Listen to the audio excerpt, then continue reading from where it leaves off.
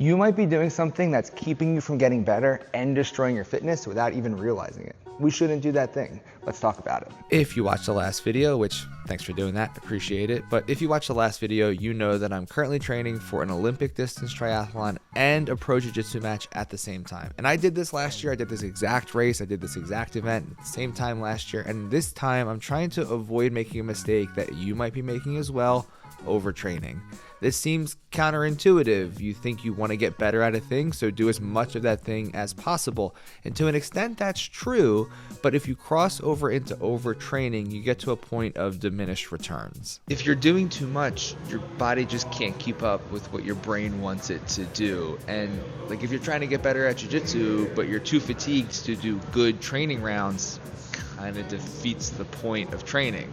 I love all of the activities that I do. I love all the training that I do. And I'd like to say that I can just trust myself to know when I'm overtrained or not, but I can't. I like these things too much, and your mind plays tricks on you, which is why I love science, data, and my watch. One of the first things I check in the morning when I wake up is my watch. It'll tell me information about my heart rate. It'll tell me how well I'm recovering and how long until I'm fully recovered. And it will use something called a body battery, which if you're familiar with Whoop, it's the same concept. It's basically just a score up to 100 of how prepared you are for activity and for exercise.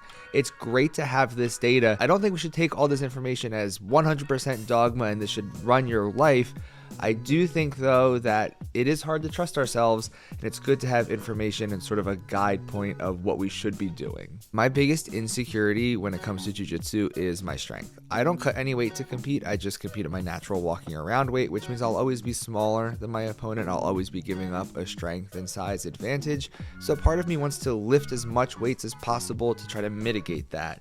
And people ask me all the time what they should do for their strength training, and I do think strength training is very important, but I always give the same answer.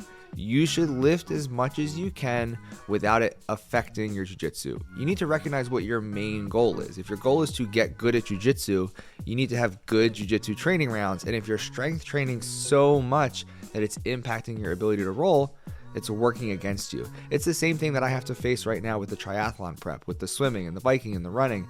If I'm doing so much that it's impacting my jiu-jitsu, I need to tailor my weekly schedule a little bit better. So I know I've told you that overtraining is bad. I know I've told you that you shouldn't do it, but what actually happens to your body when you are overtrained?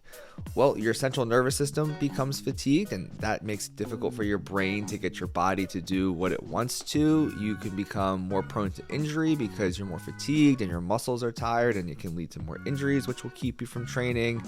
You can suppress your immune system, which can make you more liable to get sick, which again is going to keep you from training.